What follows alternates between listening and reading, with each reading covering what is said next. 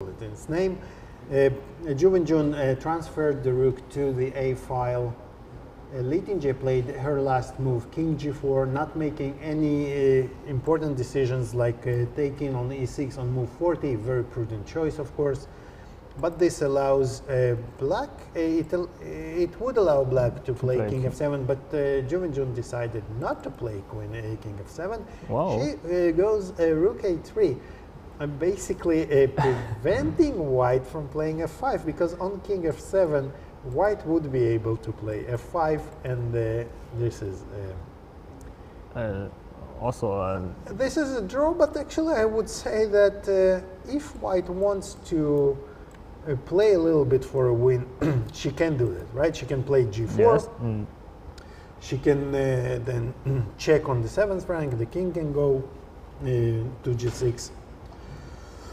So rook a3 from Ju Wenjun does really avoid any tiny advantages for white to playing for a win, because f5 is not valid now, and if you play rook, if I take rook g3, then black is the one who plays for a win, and actually white is not easy to made a draw in this position.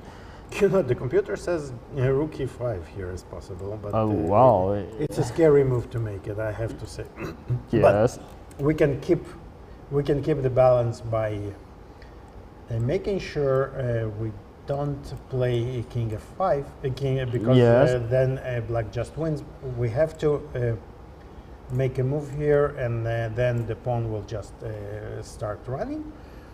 But we can make the draw by keeping the opposition. The idea being that we wait for black to put her king on f7, and only then will we put our king on f5. This is what we call a distant opposition of the kings. Yes. We always keep our options of getting the short opposition. But of course, nobody wants to get there, right? So if Lei wants to make a draw, she just now she can just offer a draw at 40. This would be a much easier way to do that. Oh, rook e6 is also another way to a good way to make a draw, because with the rook behind 3 against 3, this is really no chance for black to even try to play for a win. If anybody, it's white who is probably better, but again, not even better, because yes, black just put her king on h7 is enough. Right, to make sure there are no checkmates. The king will go to h7, and then we can just run with the rook and the pawn to a2. White cannot make any progress. And I think rook e6 is the best move here for white, because if white don't play rook e6, I only can see the chances for black to make a win. And anymore, this is almost a forced draw for both the. But if you don't play rook e6, I will go for king f7, king f6, and my rook on a3 is really better than your rook on e4. You are defensive rook, and I'm at a good square which attack on a4 and g3. So I think for white here, rook e6 is really. And you got it right. Lei Tingjie took on e6. And rook a4, I think after. Oh, maybe a king f5 can be tried here, and she does try king f5. And I think king h7 seems like, or maybe.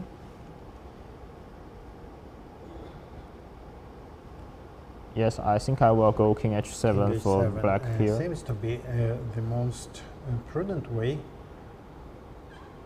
Can we try to play for a win with white here? Because, okay, I see an idea, okay? Okay. I see an idea to bring the rook to the 8th file, to the 8th rank. and start pushing with, yes. Is the pawn with the idea of checkmating. So yeah. G4. let's say we start running and you are careless. Yes. So here you can no longer play this move, I think. I'm pretty sure. Or you can. Can you? You can. Yes, still because after check. G6 you have the check on F1, which is very important. And if I go right away to A8 again, with the threat of G6 checkmate. But now you must be careful. Now you must be careful, but you probably are not risking much yes. at all. Even a move like this, forcing the pawn to move, and this is just a draw. And actually, I found something interesting. This loses for some reason. Why is this losing? Oh, because you just took it. No, maybe A2? Maybe A2. Ah, A2 in black is first, yeah. Yes. Okay. And I found something interesting. For example, if black just here, and for example, let's say white play rook A5, just a wait and move, and A2 played by black, still I can play rook A8, and it still is a draw. If this is beautiful, because... Yes, because rook F1, I have the only square, but it's enough to play king G4. And you cannot promotion. I have a checkmate idea behind. Yeah, beautiful. And if I check on G1 first? I have to play king F5. This is the only square maybe, but enough. You have to prefer check. Ju Wenjun is taking her time. Both players had additional 30 minutes added to them on the clock to finish the game. The match situation will remind you after 8 games it's an equal score, 4 points each player, and game 9 the challenger Lei Tingjie is playing white in what seems to be a game that will end in a draw. Some slight accuracy is still needed from both players. More from black, I would say, but really not anything to speak about for a player of Ju Wenjun's caliber, of course. Yes. I'm having a hard time even imagining how she can lose it.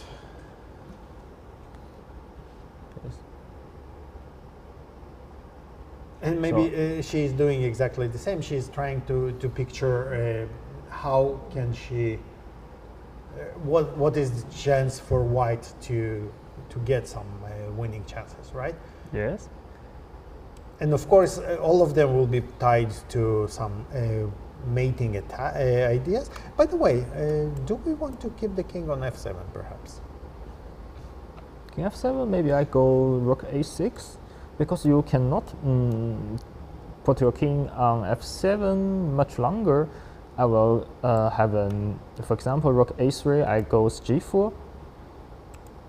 And I think rook A4 may be the only move, but... as you can see, yes. The bar says, no, you cannot do that. Yes. Here, an important move, G5, because if we play king G6, it is still a draw because black has a rook F8 covering the king from checkmate, but after G5 we are getting this idea, this checkmate idea, but black has no check from behind, as we have seen. So black does need to be a little bit careful yet, because this is, for instance, is dead lost. White is threatening king G6, and you cannot defend. You will need to give up this pawn just in order to not get checkmated, and the world champion plays king H7 here. Yes, I think this is the last important decision for black, to put the king on H7, or because a king on H7 is a little bit too passive, but I think when she played this move, it's not a position which can win for both colors. But I'm pretty sure that white will still try to push the pawn, the g pawn probably, yes. So we have this rook a6 is probably a move that should be made. Yes, because if you don't play rook a6, I can play some move like rook b4, rook b5. Right. To put the, it's often much better to have the rook from. Of course, the best place for a rook is to be behind. Behind, yes. We will not make it. But if we cannot make it from behind, then we want at least to have the rook from the side, the pawn, where it does much more work than from. From the front, because in the front the rook is really only defending the pawn. It cannot leave the pawn for even 1 second. Yes, and sometimes we can see the rook always protect the pawn, and the pawn goes. The only thing black can do is to play a4, a3, a2, and then I get rid of this pain and to exchange a pawn for black. But again, let's see how it can be achieved. So if we play a rook a6 here, yes, rook a1, g4, a4, a4. Well, we really don't have much things to show for worried. Because whenever we play g5, black will be able to take, and there are checks from behind. And after g5, white too should be careful, because after a3, a2, no pawns are protecting the king. Yes, but you know, after g5, we have some tiny but idea of our own, right, of checkmating you. So yes, this is a situation where both players should be careful. Actually, I find something maybe a little bit for white to win, but it's really not enough. If I play rook a8, first I want to say if black play rook a2, I haven't seen any things for white. But let's just imagine black play a3, yes. I play rook a7. Here rook a2 still draws the position. But if you play a2, I have rook a8, which gives me some chances. Trying to get black into its zugzwang. But this is nice. But I have to say it's still a really... As we said, 3 against 2 is... even this is a draw. Although black is a bit passive, black would ideally love to have the pawns on g6 and h5 if you need to play 2 against 3. But even this is a draw. Just goes to show you that really is so difficult to break this rook endgame with white.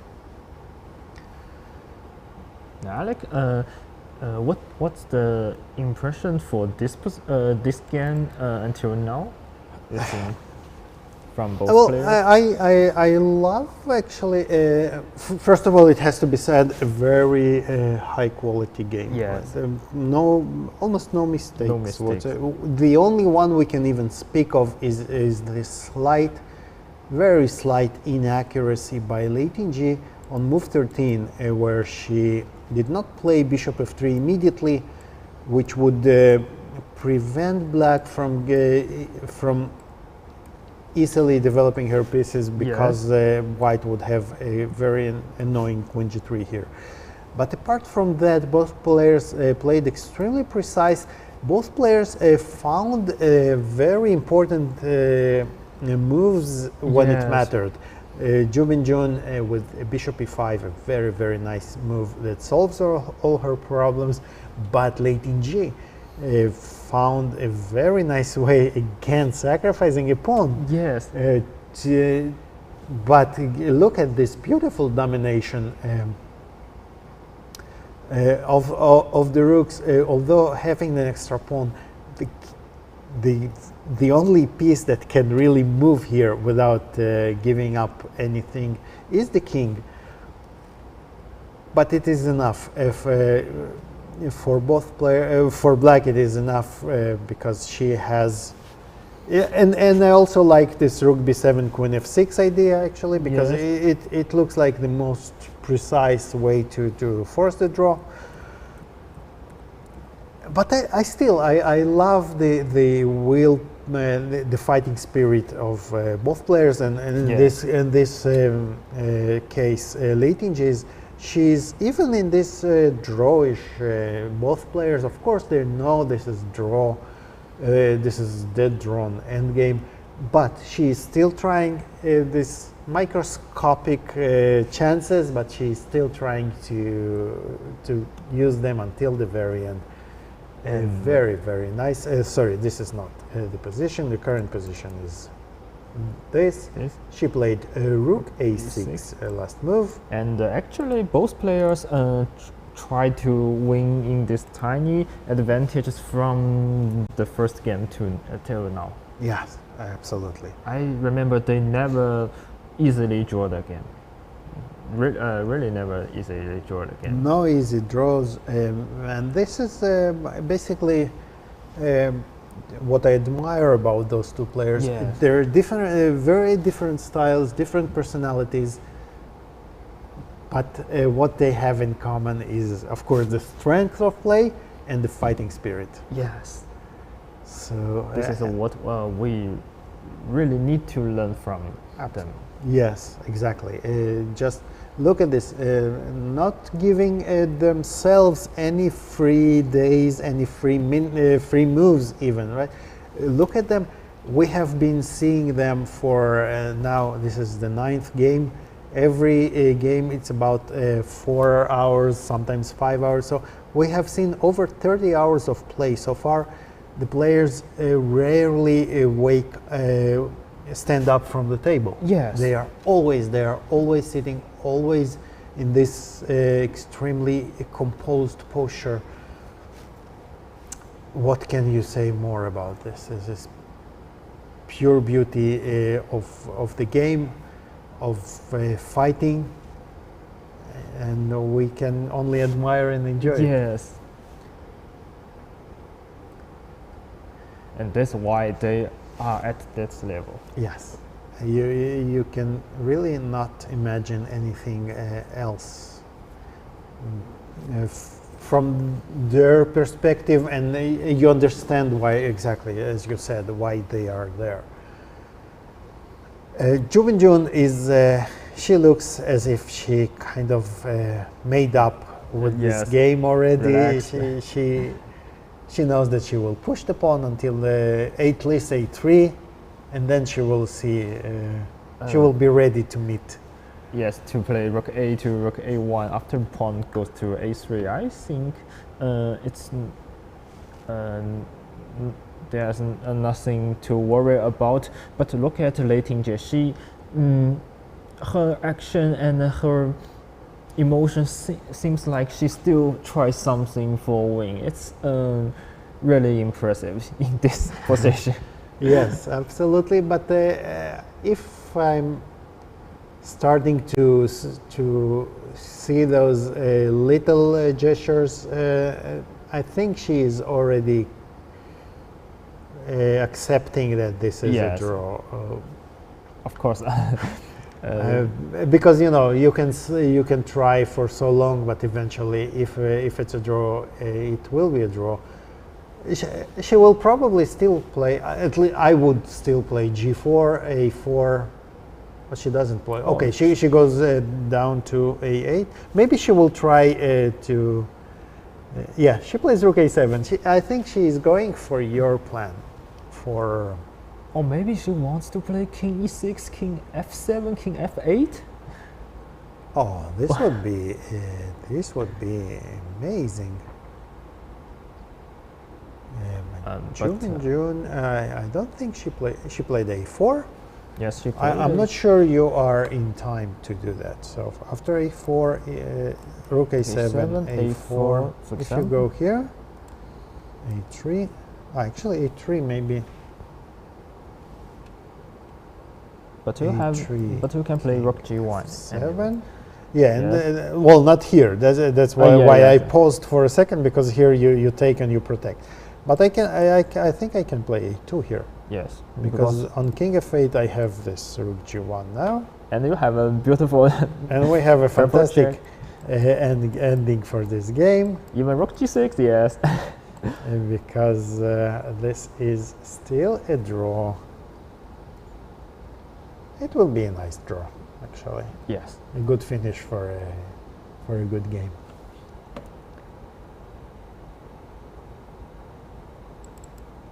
Lei Tingjie, what did she play? She made a move. She played rook a8 now. Rook a8. So I think a3 will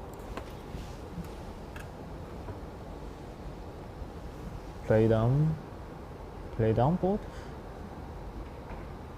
Or maybe Ju Wenjun can play rook a2, which is more safer. But after rook a2, maybe white can have your idea, or my idea is when you play king e6, I just play rook g2. Yeah, very simple. So whenever the king leaves the pawn, so it cannot be protected, then rook g2. And if white plays g4, I go a3, I think. And we are in a waiting mode, ready to meet any advance of in a kind of g5 kinds with a check. And actually here we will be able to put, not like that, because this is of course checkmate. This is the only thing that needs to be taken care of. Yes. For this reason, black can just keep checking, because those pawns, the king can never leave the pawns. And if the king goes even to f4, we just keep checking. The king goes down, we start attacking one of the pawns. It can be this one, it can even be this one. Doesn't really matter. Yes. Because this is there's simply not enough material for either side to make progress, to win the game. But of course the players are making they take their time. They're making sure that there are no surprises, that they don't blunder any checkmates. Of course, if we are speaking of black, a3 has been played by Ju Wenjun. Lei Tingjie is going to take her last pause to try and find a way. She's not. She's playing g4. She's playing g4. And now it's important. Now black can actually play a2, right? Because there is no Zugzwang. But a2. But after a2, we can maneuver, right? We can go here. And no, you cannot. Oh, you cannot move your even king, because you cannot move your king. So this is the last trap. But Ju Wenjun played rook a2, and Ju Wenjun does not fall into this trap. She's not a world champion for nothing. She keeps the rook on a2, and she will probably keep going back and forth, rook a2, rook a1, because white can really make no progress whatsoever. Again, if the king goes here, there are many moves to go. One of the simplest is probably this one, basically saying, please come back, and now show me what you want, right? Yes. So this is, and you can see by her posture, she has made the draw. She didn't even need to work hard, and this is how you like to make those draws, right? Yes. You don't want to work hard. You don't want to be stressed. You don't want to be pushed. Of course, sometimes you need to defend difficult positions, but here both players, as we said, they showed a very precise game. But it is still, it's amazing. Lei Tingjie, she is not willing to give up. She is trying to find the until the very last second. Yes. How she can pose another problem, and it has to be said, she did at least. It stayed behind the scenes, but as you explained, a2 would be a concession. It would still be a draw. The computer still says it's a 0-0-0 because when you give up this pawn, it's still a draw. But of course, Lei Tingjie wants to would love to have this position, but now she gives up. She plays g5, h takes g5, f takes g5, and now Black will start checking. Yes, or maybe g6 is also a move, but g6 is also a move. It has to be said, and king g7. But I think Ju Wenjun will not. But why give even this? Not even a concession, but why give white even this? Because rook f2 is good enough. Yes. Just keep checking, not making sure not to allow g6 and rook h8 mate. Actually, I think Lei Tingjie is playing very smart because the only thing I can give Black pressure is to make your rook on a2, then I play g5. Exactly. So she made sure that your rook is on h2 and not even on a2 and not even on a1, right? Yes, and then I play g5. Of course, here g6, rook f2 are both very easy for the player like Ju Wenjun, but it is a sign like I can always give you a pressure. Yes, absolutely. A very strong. Yes, maybe here rook f2 I goes king g3. Is this a plan? Yeah, but I think we can go back. No? Yes, yes, go back is a good move. And Ju Wenjun is looking aside. She is trying to figure out what can be the plan for white. Yes, actually, for me, maybe I will go g6. Yeah, g6 is another way to do that, and let's show it. And let's see. Your teammate, the world champion, you're not teammate for nothing. Yeah, yes. She also goes for g6 because this is a theoretical draw. Yes, but I have to say, for example, rook a7 here after king g8. Here, for example, white play g7, rook b2 is really enough for draw.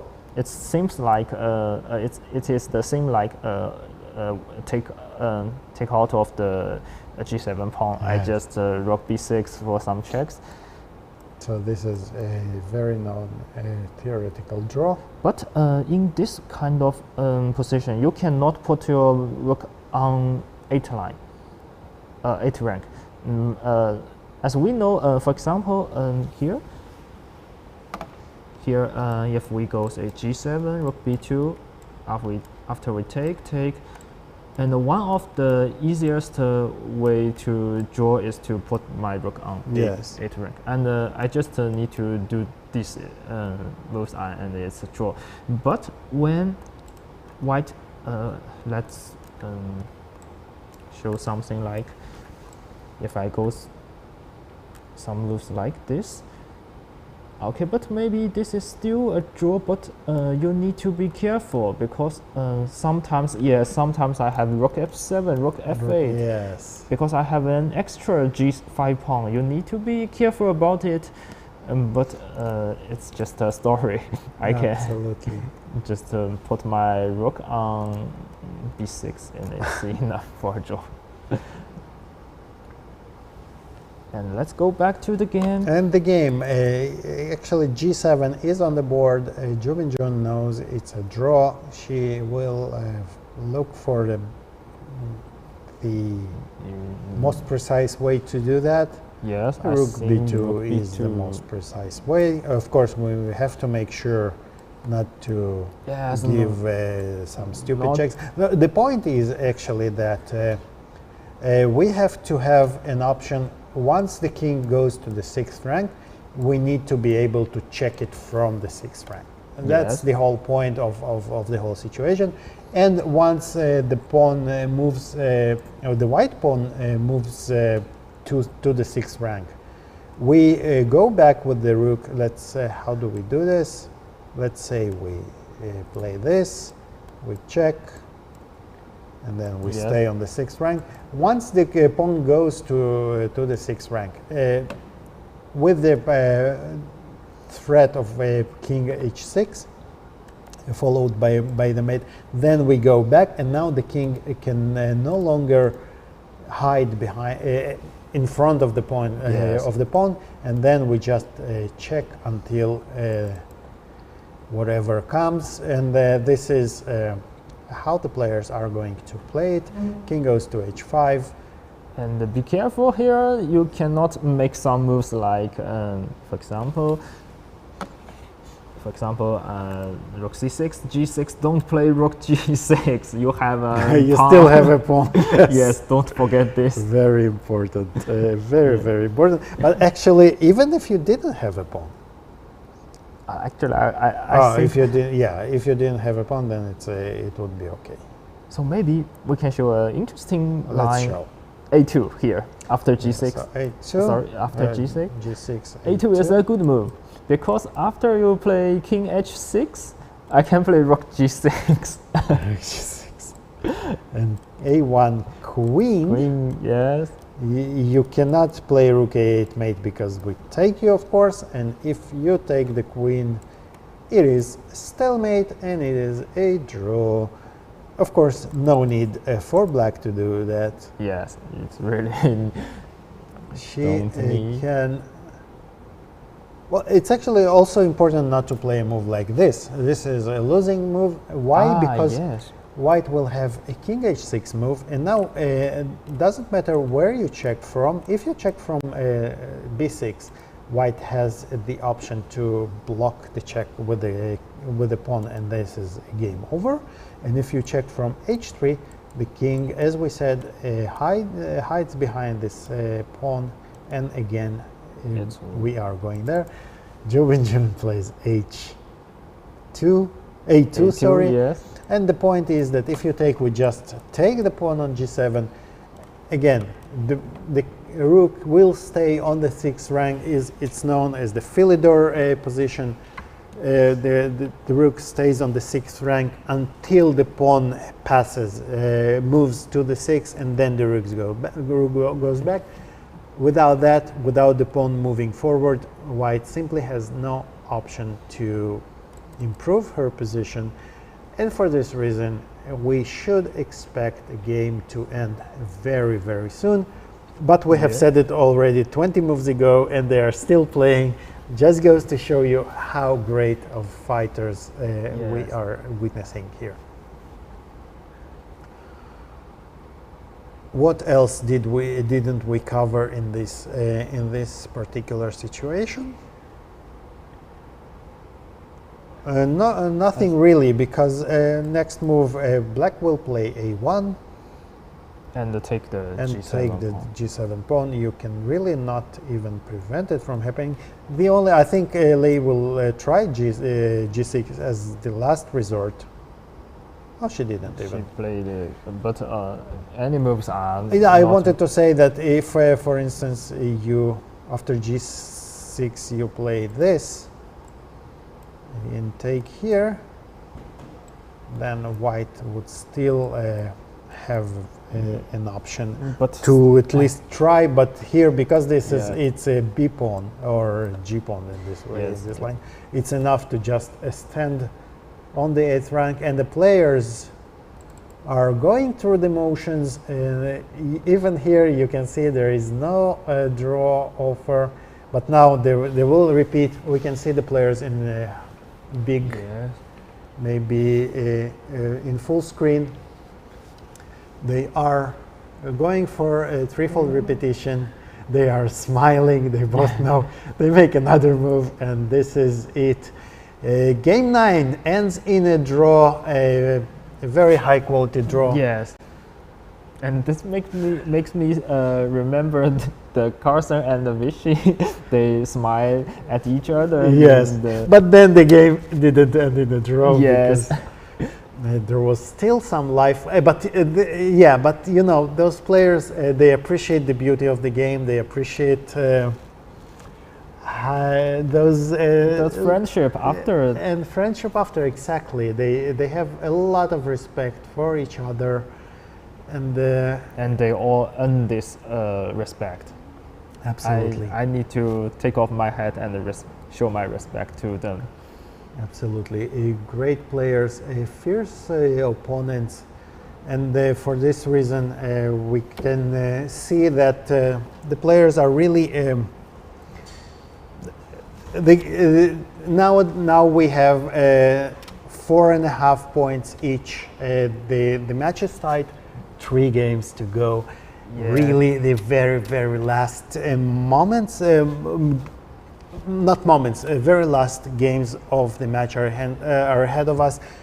Extremely exciting 3 rounds, I think. Yeah. Pressure, you can feel the pressure here. Although the players are smiling, but they are stressed. Everybody is stressed. You can see the teams are, you know, you don't see the teams on stream, but we get to see them. We get to see the pressure when the players make mistakes or inaccuracies. Yes. And and with every game, the pressure will just rise more and more. And I think I was really looking forward for tomorrow's game when Lei Tingjie plays black. How can she? How the game will continue? Actually, the 3 games in Chongqing, Ju Wenjun performance really better than in Shanghai, and I think Lei Tingjie is also getting improved her emotion, her something in chess, and I'm looking forward for the today is a very high quality game. So tomorrow, I'm looking forward what they. Guys, thank you for being with us. We are going back to the press conference. We will see you tomorrow for game 10, but don't go anywhere. The press conference of the players is starting now.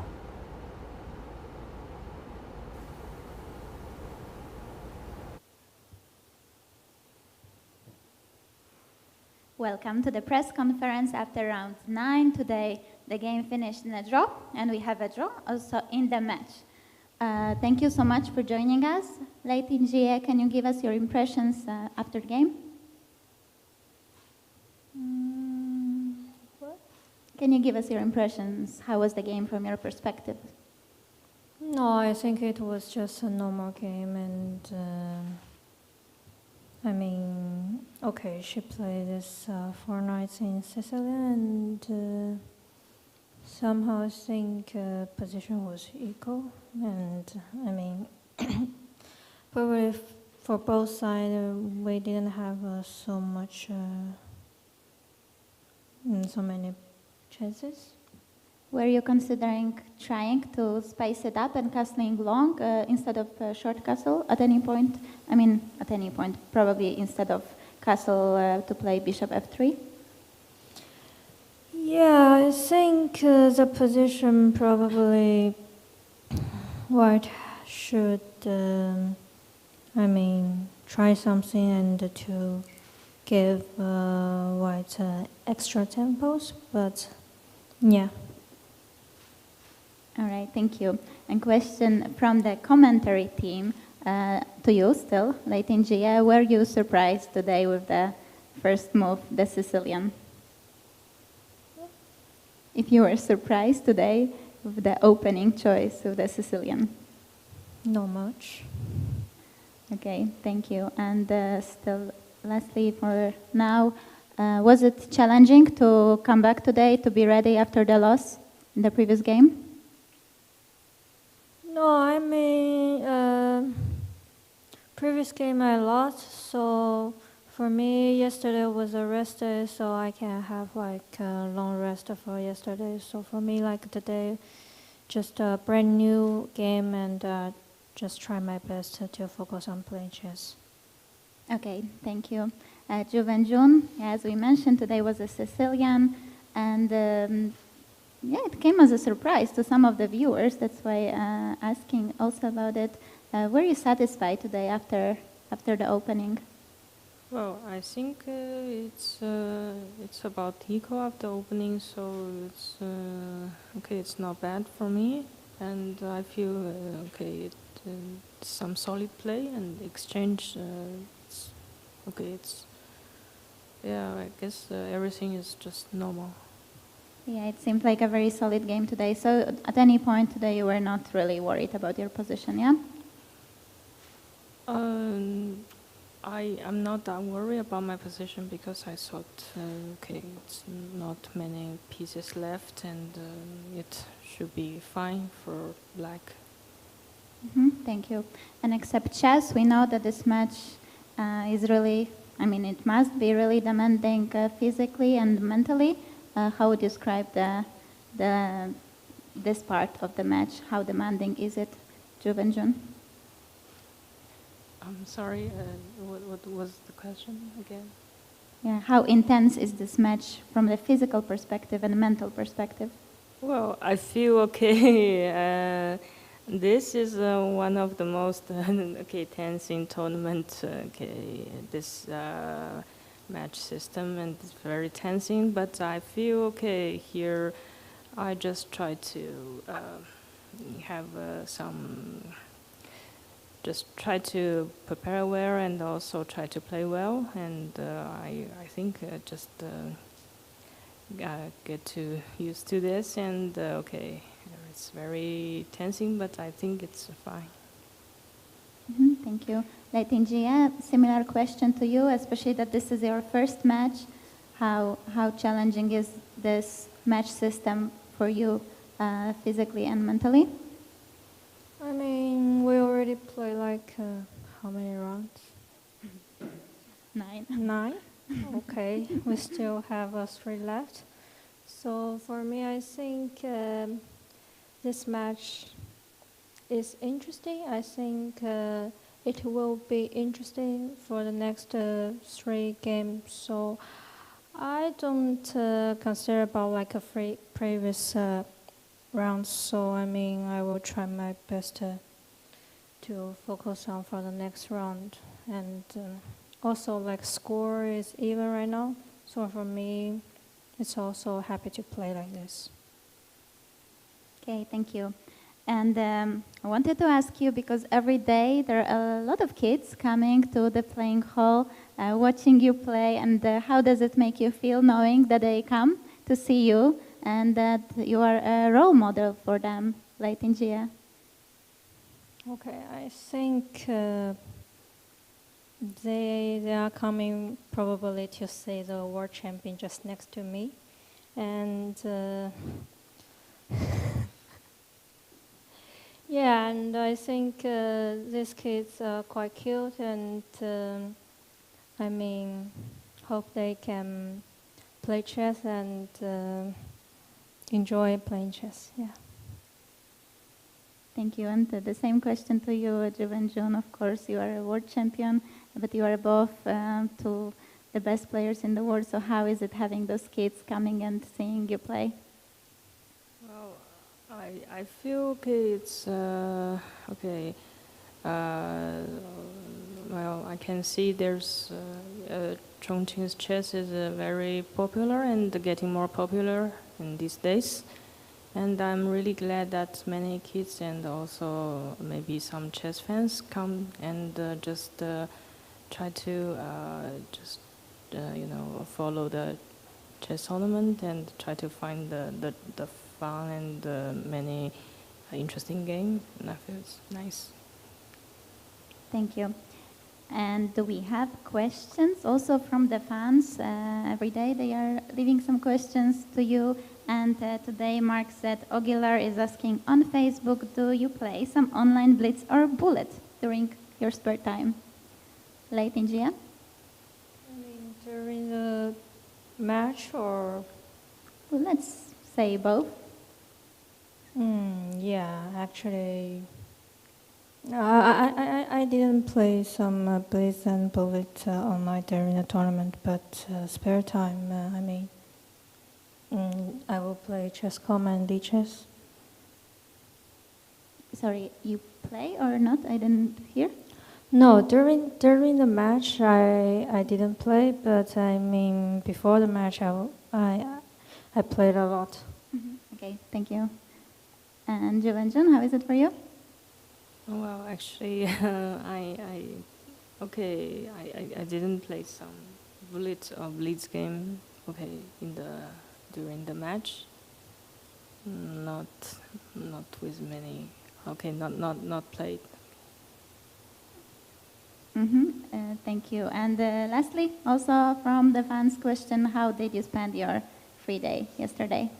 Ju Wenjun, maybe this time we can start with you. Well, yesterday I just stay at the hotel, and really it's nothing special. I just try to rest well, and also maybe go for a walk, and just try to stay in good shape. Okay, thank you. And Lei Tingjie? Just rest and went for a walk as well. All right, so a similar schedule. Thank you so much. Thank you for joining the press conference. And now we will move to the Chinese part, and Gu Xiaobing will lead that one. Thank you. Thank you. 好，那么我们还是要请两位棋手先谈一下今天的对局吧，君君。我觉得今天这盘棋其实还是双方其实下的都是还挺好的，就是属于都是感觉就是一个对局的转换吧，然后双方都是没有给对方什么机会吧，然后最后就进行一个局面残局的和棋。雷霆姐，我跟母姐的想法差不多吧。就是双方都觉得今天这盘棋都没有什么危险，也都没有什么取得优势的可能性，是吗？可能有，但是目前来看，我们俩都不知道。好，那就是两个人都认为没有啊。好，那么除了棋之外，然后今天有几个问题想问。首先是这个比赛还剩3轮了，你们接下来的3轮棋会有一个什么样的策略，或者心理上会不会有什么样的调整？可能和英文问题会有比较接近，但是希望两位棋手还是能够回答一下。雷霆姐，你先说吧。比赛还剩3盘棋，然后感觉其实时间过得挺快的吧？你说有什么策略，要做什么调整？你问我，我咋知道？那谁知道？可能回去讨论了以后就知道了。就是回去要跟团队讨论一下，是吗？对。好，居文君。我其实我觉得策略什么的可能，怎么说呢？我觉得更多的还是，如何去尽可能的有一个好的发挥吧，就是更多的是在棋上有个好的发挥，就这样。好，那么我们这边也有几个网友的问题啊，有一个问题就一直想问了，但是一直还没有问，就是两位棋手比赛期间会有没有迷信的一些这个因素？比如说到最后这么关键的阶段，会不会我们有一些什么得胜符啊、得胜笔啊什么的，要出手了？有没有这样的？或者以前比赛给自己带来一些胜利的好的暗示的一些东西，会不会有这样的一些情况？君君。怎么说呢？我觉得还是更多的可能是，比方说如何让心情得到一个比较好的一个状态吧。我觉得倒也没有什么就是这种特别的东西，更多的是一种可能，比方说在各方面吧，在棋上，在就是生活上，就是有一个更好的一个积极的一个状态吧。就是说会让自己去回想起以前一些积极的一些状态下一些这个。不是，我的意思就是说，可能没有一个特别的东西，就是比方说，我觉得可能就是在这里其实能做的就是好好的去下棋，其实别的也没有。那就是没有。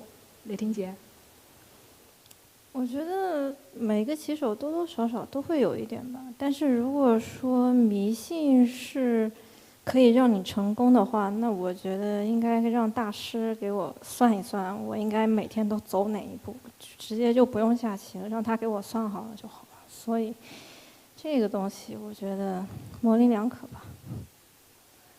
好，那我这儿没有什么问题了啊，大家还有什么问题吗？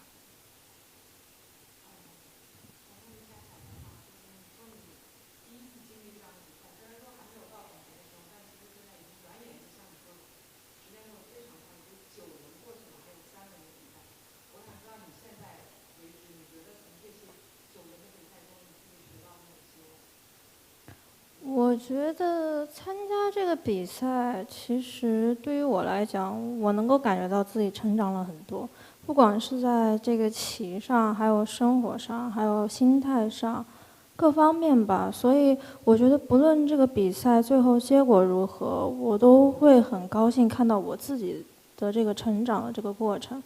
所以，对于接下来的3盘棋，其实我觉得也不会想太多。那至于前面9盘棋发生的，有好的有坏的，但是我觉得所有的事情发生，它都是有道理的。所以，不管什么样的情况下，我都学到了很多。那我追问一下，雷霆姐，就之前说这个比赛没有什么太大的压力，现在比赛到了这个阶段了，还是同样的一个答案吗？那问这个问题是想给我压力啊，我感觉。那我只能说，你想给我压力，我不想接住压力，那我就说我没有压力，你信吗？